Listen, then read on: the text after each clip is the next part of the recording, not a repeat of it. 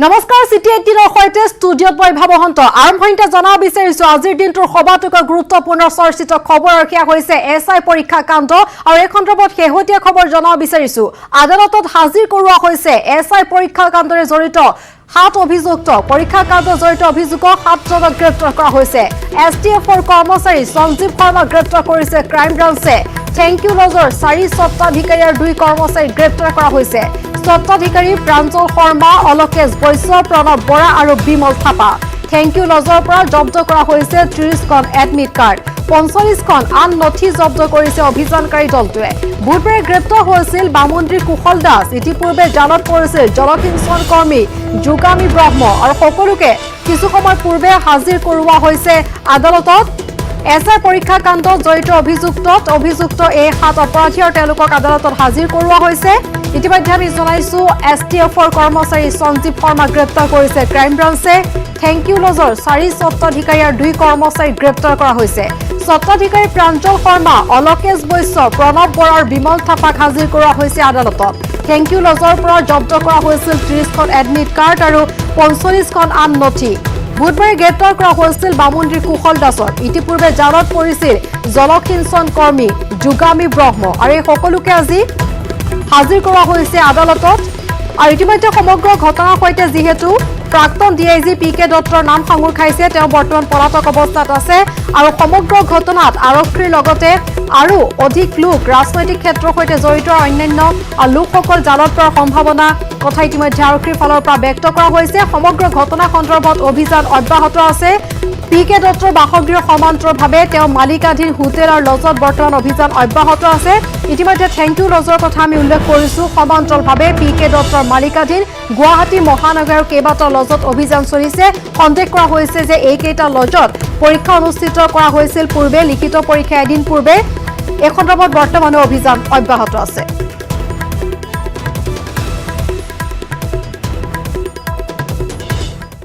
আৰু এছআই পৰীক্ষাৰ প্ৰশ্নকাকত ফাদিল সন্দৰ্ভত মুখ্যমন্ত্ৰী সৰ্বানন্দ সোণোৱালৰ প্ৰতিক্ৰিয়া উঠিছো বিৰতিৰ পাছত আৰু সিটি 18ত আমি কথা পাতি আছো এছআই পৰীক্ষাৰ প্ৰশ্নকাকত ফাদিল কেলেংকাৰীৰ সন্দৰ্ভত আৰু এই পৰীক্ষাৰ প্ৰশ্নকাকত ফাদিলক লৈ নতুন তথ্য পোহৰলৈ অহাৰ সময়তে প্ৰতিবাদত উত্তাল হৈ পৰা দেখা গৈছে সমগ্ৰ ৰাজ্য প্ৰশ্নকাকত কেলেংকাৰীৰ বিৰুদ্ধে উজনি নামনিৰ ভিন্ন প্ৰান্তত প্ৰতিবাদ সাব্যস্ত কৰিছে আসু এজেৱাইচিপিয়ে আৰু ইফালে দোষী কঠোৰ শাস্তিৰ প্ৰদানৰ দাবী বিৰোধী কংগ্ৰেছ আৰু এআইডিএফৰ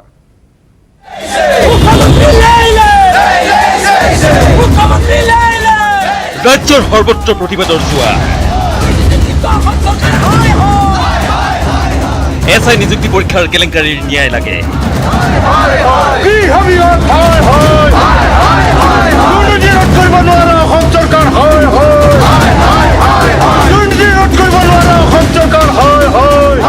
নলবাৰীত আসুৰ জিলা সমিতিয়ে এইদৰে সাব্যস্ত কৰে উত্তাল প্ৰতিবাদ যে আপোনাৰ নিৰ্বাচনত শ্লোগান দিছিল যে অসমত পৰিৱৰ্তন আনিব অসমৰ নিবনুৱা যুৱক যুৱতী সংস্থাপন দিব আৰু আজি অসমৰ শিক্ষিত নিবনুৱা যুৱক যুৱতীয়ে অসম পুলিচৰ সাব ইন্সপেক্টৰ পদৰ বাবে তেওঁলোকে লিখিত পৰীক্ষালৈ গৈছিল কিন্তু আগৰ দিনাখন তাৰ পেপাৰ ফাদিল হ'ল কোনোবা এখন ব্যক্তিগত হোটেলত তাৰ পৰীক্ষা পতা হ'ল আৰু ছাত্ৰ ছাত্ৰীসকলক বঞ্চিত কৰা হ'ল আৰু এতিয়া অসম চৰকাৰৰ কেইগৰাকীমান বিজেপি নেতা পালিৰ নামো ইয়াত অন্তৰ্ভুক্ত হৈছে আৰু অন্তৰ্ভুক্ত হোৱাৰ পিছতো কিন্তু আজিৰ তাৰিখত গৃহ বিভাগৰ তেওঁলোকৰ নিজৰ বিভাগ এটাৰ আজিলৈকে অসমৰ মুখ্যমন্ত্ৰীগৰাকীয়ে কিন্তু তাত উচিত ব্যৱস্থা ল'ব পাৰে দুৰ্ভাগ্যজনক কথা চাওক অসমৰ প্ৰতিটো বিভাগতে এনেকুৱা এটা টকাৰ লেনদেন ফোন টেপিং পাব্লিছ হয় তাৰ পাছত এইবিলাক প্ৰমাণ পোৱাৰ পিছতো কিন্তু গৃহ বিভাগ আজি নিমাত চৰকাৰে শিক্ষিত নিবনুৱাৰ জীৱনক লৈ হেতালি খেলা বুলি ক্ষোভ প্ৰকাশ কৰি ৰঙিয়াত এইদৰে প্ৰতিবাদ সাব্যস্ত কৰে একাংশ প্ৰতিবাদকাৰীয়ে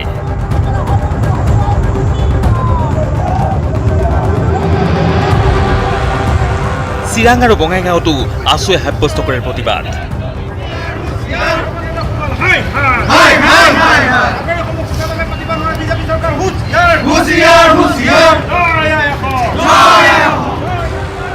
এয়া নাজিৰাৰ দৃশ্য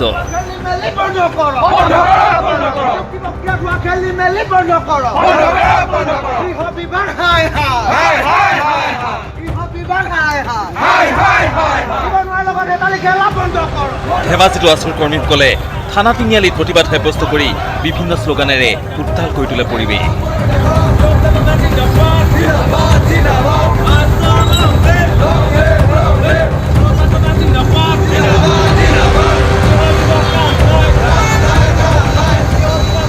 bureau report news 18 Assam North east.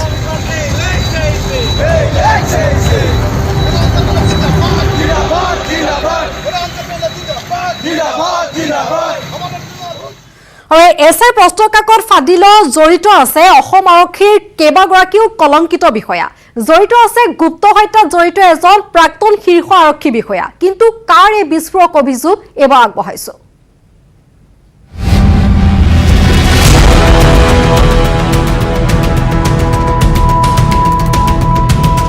SI পৰীক্ষাৰ প্ৰশ্ন কাকত ফাদিলত জড়িত আছে বহুত ডাঙৰ মানুহ। জড়িত আছে অসম আৰক্ষীৰ বহুকেইজন অসৎ বিষয়া। জড়িত আছে গুপ্ত হত্যাত জড়িত এজন প্ৰাক্তন শীৰ্ষ আৰক্ষী বিষয়া। এছআই পৰীক্ষাৰ প্ৰশ্ন কাকত ফাদিল সন্দৰ্ভত ইটোৰ পিছত সিটো তথ্য পোহৰলৈ অহাৰ সময়তেই ভাইৰেল হৈ পৰিছে ঘটনাৰ আন এজন অভিযুক্ত দিবন ডেকাৰ এটা ফেচবুক পোষ্ট। ফেচবুক পোষ্টত তেওঁ উল্লেখ কৰিছে প্ৰাক্তন শীৰ্ষ আৰক্ষী বিষয়া এজনৰ ভয়তেই অন্য ৰাজ্যত আছেগৈ দিবন ডেকা। এইজন বিজেপি নেতা দিবন ডেকাকেই জেৰা চলাইছিল CIDয়ে। ফেচবুক পোষ্টযোগে অসম আৰক্ষীৰ এছআই পৰীক্ষা অনুষ্ঠিত কৰা কোম্পানীটোৰ সৈতে জড়িত থকাৰ কথা স্বীকাৰ কৰিছে খুদ বিজেপি নেতাজনে। ফেচবুকত দিবনৰ পোষ্টত উল্লেখ আছে যোৱা 20/9/2020 হৈ যোৱা অসম আৰক্ষীৰ এছআই পৰীক্ষা পতা কোম্পানীটোৰ লগত মই জড়িত আছিলোঁ।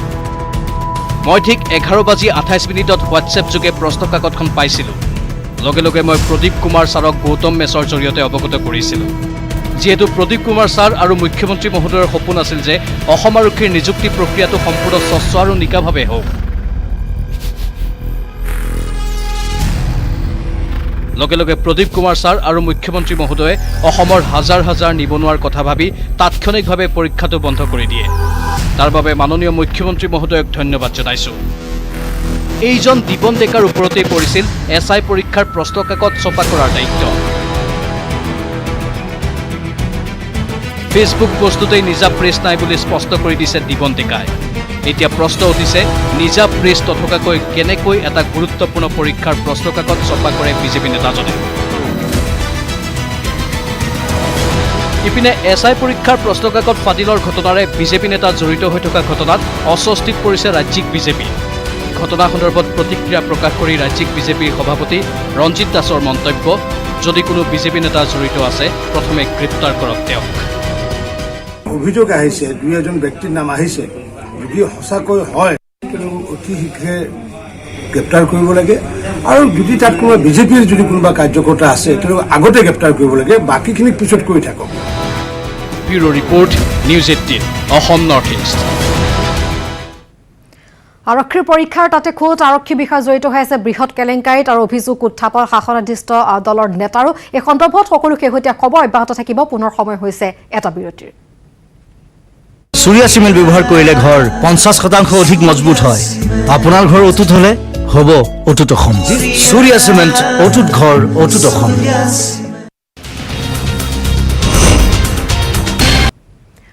বনাঞ্চল এৰি জনাঞ্চলত সোমাইছে বন ৰজা। প্ৰায় এমাহ ধৰি কাজিৰঙাৰ বাগৰিত সন্ত্ৰাস চলাই আহিছে এটা ঢেকীয়াপতীয়া বাঘে। আৰু ইফালে নাজিৰাৰ ONGCৰ মুখ্য কাৰ্যালয়ৰ চৌহদত সোমাল এটা প্ৰকাণ্ড বাঘ। ONGC কাৰ্যালয়ত বাঘ, ভিতৰত বাঘ, বাহিৰত কৰ্মচাৰী। নাজিৰাৰ ONGCৰ মুখ্য কাৰ্যালয়ৰ দৃশ্য এয়া। মুখ্য কাৰ্যালয়টোত সোমাই ইফাল সিফাল কৰিছে নাহৰ ফুটুকীয়ে। নিশা কোনোবা ফালেদি কাৰ্যালয়টোত সোমাল নাহৰ ফুটুকী।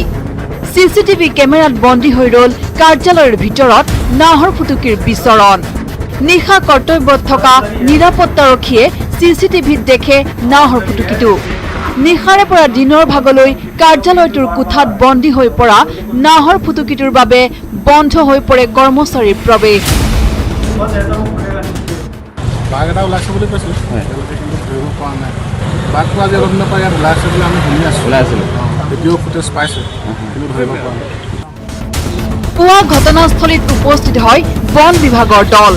ডিব্ৰু চৈখৰ পৰা অহা বন বিভাগৰ দলে ট্ৰেংকুলাইজ কৰি ONGCৰ কাৰ্যালয়টোৰ পৰা উলিয়ালে নাহৰ ফুটুকীটো। এইবাৰ চাওক আন এখন ছবি। এটা প্ৰকাণ্ড ঢেকীয়াপতীয়াৰ ছবি। এই ঢেকীয়াপতীয়াটোৱে দীৰ্ঘদিন ধৰি সন্ত্ৰাস চলাই আহিছে কাজিৰঙাৰ বাগৰিৰ জনাঞ্চলত। এফালৰ পৰা নিধন কৰি গৈছে গৰু ছাগলী। কাজিৰঙা ৰাষ্ট্ৰীয় উদ্যানৰ পৰা ওলাই আহি বাগৰিৰ কাৰ্বি পাহাৰৰ নামনিৰ হাবিত আশ্ৰয় লৈ আছে বাঘটোৱে। ঢেকীয়াপতীয়াটোৰ সন্ত্ৰাসত নিৰাপত্তাহীনতাত ভুগিছে বাগৰিৰ গ্ৰামাঞ্চলৰ লোক। প্ৰথম অৱস্থাত নিশা গোহালিত গৰু ছাগলী নিধন কৰা বাঘটোৱে এতিয়া দিন দুপৰতে চিকাৰ কৰিবলৈ আৰম্ভ কৰিছে পশুধন। গৃহস্থৰ চকুৰ আগতে থপিয়াই নিছে ছাগলী। ছাগলী মোৰ বাঘৰ নিলে এই পথাৰত মানে চৰি থাকেতো, তাৰপৰা মানে তেওঁ মানে ডাঙৰ বাঘেটো আৰু অন্যৰ গৰু ধৰিছে, গোহালি ঘৰতে খাইছে, ছাগলী খাইছে, অন্ততঃ 20-25টামান খালে। আৰু মানে মোৰতো ফৰেষ্ট আইবি ঘৰৰ মুখে মুখে ঘৰ মোৰ, অফিচৰ মুখে মুখে মোৰ ঘৰ। গতিকে ধৰকচোন তেওঁলোকেও ডিউটি কৰে, নকৰা নহয়। যদিও তেওঁ ভয় কৰিলে বাঘটো মানে চব মানে বিচৰণ কৰিয়ে আছে। শেহতীয়াকৈ বাগৰি বনাঞ্চলিক বিষয়াৰ কাৰ্যালয়ৰ সন্মুখতে বাঘে আৰম্ভ কৰিছে সন্ত্ৰাস। বাঘৰ ভয়ত দিনটো ওলাব নোৱাৰা হৈছে মানুহ। বাঘ ধৰিবলৈ বন বিভাগে পিঞ্জৰা পাতিছে যদিও পিঞ্জৰাত ধৰা দিয়া নাই বাঘে। ফলত উজাগৰি নিশা পাৰ কৰিবলগীয়া হৈছে বাগৰিৰ লোকে। নাজিৰাৰ পৰা নবুল কোঁৱৰ আৰু কাজিৰঙাৰ পৰা Bitupan Bora, news 18 Assam North east.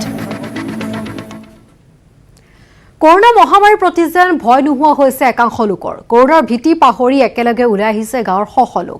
Covid প্ৰটকলত ধোৱা চাঙত উঠাই বনাবলৈ আহিল আধাৰ কাৰ্ড। শ মানুহ, কাৰোবাৰ মুখত মাস্ক আছে, কাৰোবাৰ মুখত নাই। সামাজিক দূৰত্ব শূন্য। কোভিড প্ৰটকল বাদ দি সকলোকে লাগে আধাৰ কাৰ্ড। তিনিচুকীয়া জিলাৰ তালাপ আধাৰ কাৰ্ড কেন্দ্ৰৰ দৃশ্য এয়া। কাৰ্যালয় খোলে দিনৰ 10 বজাত। আধাৰ কাৰ্ডৰ বাবে শাৰী পাতে আগদিনা নিশা 10 বজাৰে পৰা। তাতে খাইছে, তাতে শুইছে, মুঠতে আধাৰ কাৰ্ড লাগিবই। সমগ্ৰ ৰাজ্যত কৰোনা মহামাৰীৰ সংক্ৰমণ। তিনিচুকীয়া জিলাত বৰ্তমানলৈ সংক্ৰমিত হৈছে 6000ৰো অধিক লোক। কিন্তু কোভিডৰ কথা চিন্তা কৰিলে সাধাৰণ লোকৰ নিসিজিব চাউল। বঞ্চিত হ'ব প্ৰধানমন্ত্ৰী আৱাস যোজনাকে ধৰি সকলো চৰকাৰী আঁচনিৰ পৰা। গতিকে কোভিড সংক্ৰমণতকৈ আধাৰ কাৰ্ডক আগস্থান দিছে এইসকল লোকে। পিছে এখোজ আগবাঢ়ি বিসৰ্জন দিছে মাস্ক পৰিধান, সামাজিক দূৰত্ব বৰ্তাই ৰখা সাধাৰণ নিয়মখিনিও। 6-7 দিন একেটা কামলৈকে আহি অধৈৰ্য হৈ পৰিছে তেওঁলোক। তথাপি এতিয়ালৈ আধাৰ কাৰ্ডৰ ফৰ্মখনেই পোৱা নাই। ৰাজ্যৰ ভিন্ন প্ৰান্তত এনেদৰেই বিপদজনক হৈ পৰিছে আধাৰ কেন্দ্ৰসমূহ। তিনিচুকীয়াৰ পৰা উপাসনা Goswami, news 18 Assam North east. আৰু চিটেটিনৰ পুনৰ জনাব বিচাৰিছো এছআই পৰীক্ষাৰ প্ৰশ্নকাকত ফাদিল প্ৰসংগৰ খবৰ। প্ৰকৃততে কোনে ফাদিল কৰিছে অসম আৰক্ষীৰ উপ পৰিদৰ্শক পদৰ প্ৰশ্নকাকত? ইয়াকে লৈ ৰাজ্যজুৰি সৃষ্টি হোৱা তীব্ৰ চাঞ্চল্যৰ সময়তে বিৰোধী কংগ্ৰেছ এআইডিএফৰ বিস্ফোৰক অভিযোগ। কাৰ বিৰুদ্ধে সন্দেহৰ আঙুলি টোৱাই বিৰোধীয়ে দাবী কৰিলে CBI তদন্ত।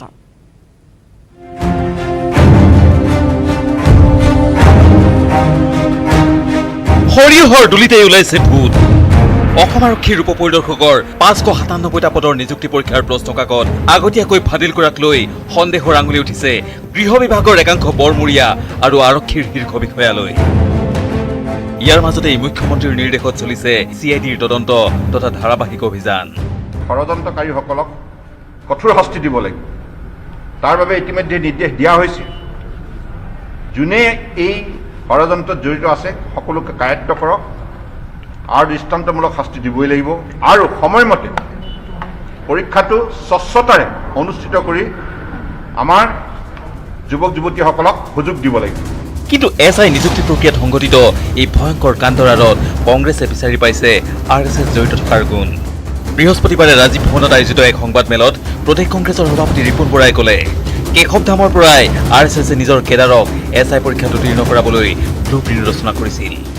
এইটো হৈছে গোটেই প্লেনিংটো হৈছিলে RSSৰ প্লেনিং, আৰু এই প্লেনিংটো কেশৱধামৰ পৰা হৈছে RSSৰ প্লেনিং। RSSৰ প্লেনিং কি আছিলে যে এডমিনিষ্ট্ৰেশ্যন পুলিচ বিভাগত যাতে RSSৰ কেডাৰবিলাক তেওঁলোকে সোমোৱাই দিব পাৰে। ৰিপুণ বৰাৰ প্ৰশ্ন, মুখ্যমন্ত্ৰীয়ে CIDক তদন্ত দি দায়িত্ব শেষ কৰিলেই নহ'ব। পুলিচ বিভাগে পুলিচ জড়িত থকাৰ বিষয়টোৰ তদন্ত কিদৰে কৰিব? APSCতকৈ SI নিযুক্তি পৰীক্ষাত ভয়াৱহ কেলেংকাৰী হোৱা বুলি প্ৰদেশ কংগ্ৰেছৰ সভাপতি ৰিপুণ বৰাই দাবী তুলি নিৰপেক্ষ তদন্তৰ বাবে হাইকোৰ্টৰ কৰ্মৰত এগৰাকী ন্যায়াধীশক নিযুক্তি দিবলৈ দাবী তুলিছে। অকল CID তদন্তটো দি পৰীক্ষাটো তেওঁ নাকচ কৰি তাতে তেওঁৰ দায়িত্ব সামৰিলে নহ'ব। পুলিচৰ বিভাগৰ বিৰুদ্ধে কি তদন্ত কৰিব? ইয়াত যিহেতু CID তদন্তৰ কোনো ভেলু নাই।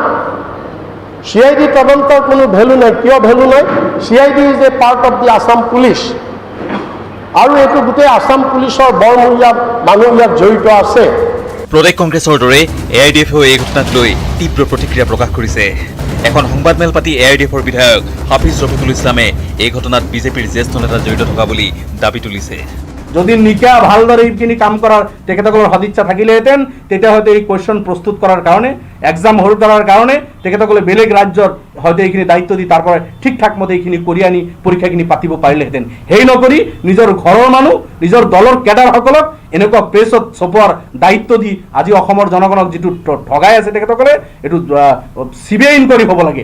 অকল এই CID ইনকুৱাৰী হৈ এইখিনি যথেষ্ট নহয়। CBI ইনকুৱাৰী কৰি যিমান তেখেতসকলৰ কাৰ্যকালত চাকৰি বাকৰি বিভিন্ন এক্সামত হৈছে এই গোটেইখিনি ইনকুৱাৰী কৰি এনেকুৱা ধৰণৰ দুৰ্নীতিবিলাক ফাদিল কৰিব লাগে। এইটো হ'ল আমাৰ। ইফালে ৰাজ্যিক বিজেপিৰ সভাপতি ৰঞ্জিত কুমাৰ দাসেও এই সন্দৰ্ভত প্ৰকাশ কৰিলে প্ৰতিক্ৰিয়া। দাসে ক'লে, বিজেপিৰ মানুহ জড়িত থাকিলে কোনো ৰেহাই নাপাব।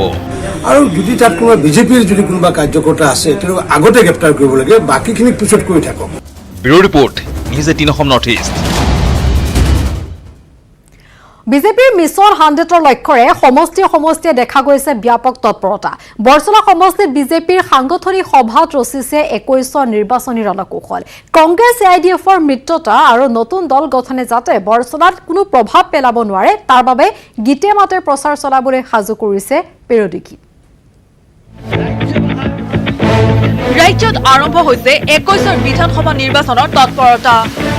শাসকীয় বিজেপি দলে দিছপুৰৰ মছনদ পুনৰ দখল কৰিবলৈ সমষ্টিয়ে আৰম্ভ কৰিছে কুচকাৱাজ।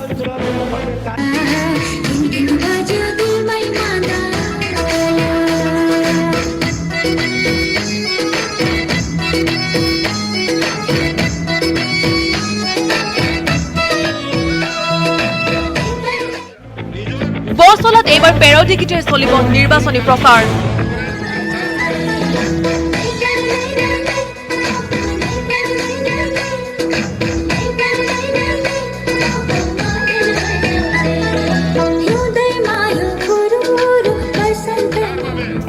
নিৰ্বাচনৰ বাবে বিজেপি প্ৰতিজন দলীয় কৰ্মীয়ে কঁকালত এতিয়াৰ পৰা বান্ধিছে টঙালি। বৰছলা বিধানসভা সমষ্টিত বৰছলাৰ বিধায়ক গণেশ লিম্বুৰ নেতৃত্বত আৰম্ভ হৈছে 21ৰ নিৰ্বাচনী কুচকাৱাজ। বুধবাৰে বৰছলাত বিজেপিৰ এক সাংগঠনিক সভাত অংশ লয় গণেশ লিম্বুৱে।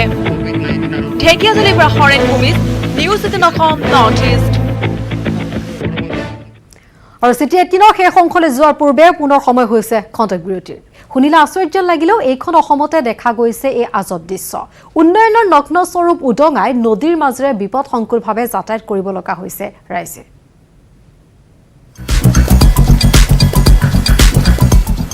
মটৰ চাইকেলৰ পিঠিত মানুহ নহয়, মানুহৰ পিঠিত মটৰ চাইকেল।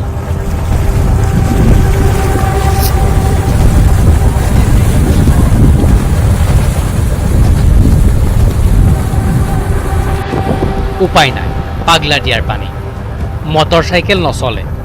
৩-৪জন লোকে হাঙি কৰি পাগলা দিয়া পাৰ কৰিছে মটৰ চাইকেল। পাছে পাছে হেলমেট পৰিহিত মটৰ চাইকেলৰ মালিক। হাতত এটা মোনা, তাত আছে লং পেণ্ট। গামোচা পিন্ধি পাগলা দিয়া নৈ পাৰ হৈ আকৌ পিন্ধি ল'ব সাজযোৰ। এনেদৰে হাঙি কৰি মটৰ চাইকেল নৈ পাৰ কৰাই দিয়াৰ নামত লোককেইজনে লয় 150-200ৰ পৰা 400 টকালৈ। কষ্ট হয় পাৰ হওঁতে। ৰাতিপুৱা আমি গৈছোঁ পৰি 2-3বাৰ পৰিছোঁ পানীত। দলং নাই, বহুত অসুবিধা হৈছে, দলংখন লাগে। আৰু আহা যাহা আমাৰ 400-500 টকা সদায় খৰচা হয়। বহুত অসুবিধা, যথেষ্ট অসুবিধা হৈ আছে আমাৰ কাৰণে। চৰকাৰেতো আজিলৈকে সুবিধা দিম বুলি দিয়া নাই। এনে খুটি গিলা খুঁটি দি থৈ দিছে কিন্তু আজিকালি চৰকাৰে একো কৰা নাই বাৰিষা বতৰ আহিলে পানী এনেকুৱা হয় বাকী মানুহ নৈৰ পানীৰ মাজেদিয়ে পাৰ হয় মহিলায়ো পানীৰ মাজেৰে ঠেলি নিয়ে চাইকেল বাক্সা জিলাৰ মুছলপুৰ মহকুমাৰ অন্তৰ্গত খৈৰাণীৰ দৃশ্য এয়া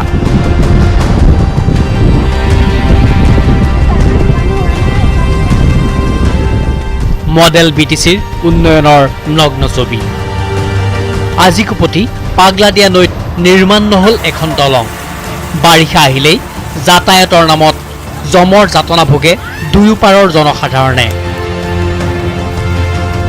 পাগলাদিয়া নদীৰ পানী হলেই পথচাৰীয়ে মটৰচাইকেল চাইকেল কান্ধত লৈ বিপদজনকভাৱে কৰে যাতায়াত জিলাখনৰ জাৰাহ কুমাৰিকতা পথৰ মাজেৰে বৈ যোৱা পাগলাদিয়া নৈ পাৰ হৈয়ে বাক্সা জিলাৰ সদৰ মুছলপুৰলৈ যোৱাৰ পথ খৰালি নদীৰ মাজেৰে যাতায়াত চলে যদিও বাৰিষা হলেই বন্ধ হৈ পৰে যাতায়াত তাৰ মাজতে একাংশ লোকে নিজৰ জীৱন বিপন্ন কৰি অব্যাহত ৰাখিছে যাতায়াত মুছলপুৰৰ পৰা Manohar Rajbongshi news 18 Assam North East দক্ষিণ কামৰূপৰ হাতীপাৰা চিনেমাৰ কাইদাৰে ডকাইতি গৃহস্থক পণবন্দী কৰি দুৰ্বৃত্তই লুটিলে প্ৰায় 10 লাখ টকাৰ সা সামগ্ৰী তাৰ পিছতে লুটপাট চলোৱা পৰিয়ালৰ বাসগৃহত অগ্নিসংযোগ কৰিলে ডকাইতৰ দলে কেৱল ইমানেই নহয় জ্বলাই দিলে ছখন ব্যৱসায়িক প্ৰতিষ্ঠানো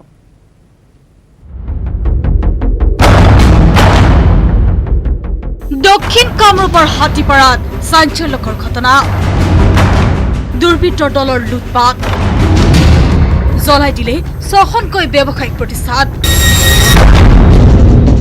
দক্ষিণ কামৰূপৰ ছয়গাঁও হাতীপাৰাত ঘৰৰ মানুহক পণবন্দী কৰি লুটপাট চলালে এক বৃহৎ দুৰ্বৃত্তৰ দলে দুৰ্বৃত্তৰ দলটোৱে ছখনকৈ দোকান লণ্ডভণ্ড কৰাৰ লগতে প্ৰায় 10 লক্ষাধিক টকাৰ সা সামগ্ৰী লুট কৰি নিয়ে অকল সেয়াই নহয় ডকাইতি কাণ্ড সংগঠিত কৰি হাতীপাৰা আব্দুৰ ৰহমান নামৰ লোকজনৰ ঘৰত অগ্নি সংযোগ কৰে দুৰ্বৃত্তৰ দলটোৱে নিশা বৰষুণৰ সুযোগ লৈ দুৰ্বৃত্তৰ দলটোৱে চলাইছিল এই লুটপাট পিছত গাঁৱৰক্ষী বাহিনীয়ে গৰৈমাৰী আৰক্ষীক খবৰ দিয়াত আৰক্ষীয়ে ঘটনাস্থলীত উপস্থিত হৈ জুই নিৰ্বাপন কৰাৰ লগতে অস্ত্ৰসজ্জিত দুৰ্বৃত্তৰ দলটোৰ হাতৰ পৰা পৰিয়ালটোক ৰক্ষা কৰে ইয়াৰ পিছতে আৰক্ষীৰ দলে পৰিস্থিতি নিয়ন্ত্ৰণ কৰিবলৈ সক্ষম হয় দীৰ্ঘদিন ধৰি হাতীপাৰা চক বজাৰৰ এডোখৰ ভূমিক লৈ দুই পক্ষৰ মাজত চলি আছিল বিবাদ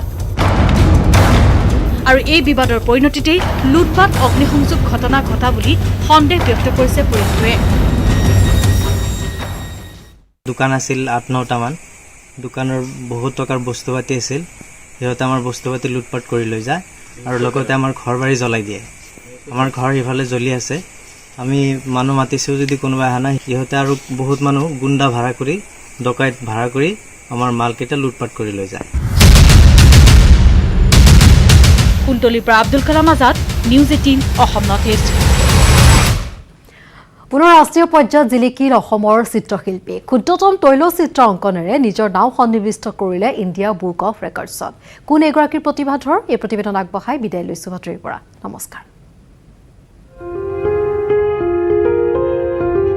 এক বিৰল প্ৰতিভা ক্ষুদ্ৰতম তৈলচিত্ৰ অংকনেৰে ইণ্ডিয়া বুক অফ ৰেকৰ্ডত নাম সন্নিৱিষ্ট কৰিলে টিয়কৰ বিশ্বজ্যোতিয়ে এই কিশোৰজনৰ নাম বিশ্বজ্যোতি শইকীয়া ঘৰ টিয়কৰ ব্ৰাহ্মণ গাঁৱত সৰুৰে পৰাই ছবি আঁকি ভাল পোৱা বিশ্বজ্যোতিয়ে 2.3 mm দৈৰ্ঘ্যৰ ক্ষুদ্ৰতম এখনি তৈলচিত্ৰ অংকন কৰি নিজৰ নাম সন্নিৱিষ্ট কৰিলে ইণ্ডিয়া বুক অফ ৰেকৰ্ডত ছবিখনত প্ৰাণ পাই উঠিছে অসমীয়া জাতিৰ শিল্পভঁৰাল মেটমৰা কৰি থৈ যোৱা শিল্পী জ্যোতিপ্ৰসাদ আগৰৱালা মাত্ৰ 9 মিনিট 34 ছেকেণ্ডত সম্পূৰ্ণ কৰিছিল তৈলচিত্ৰখন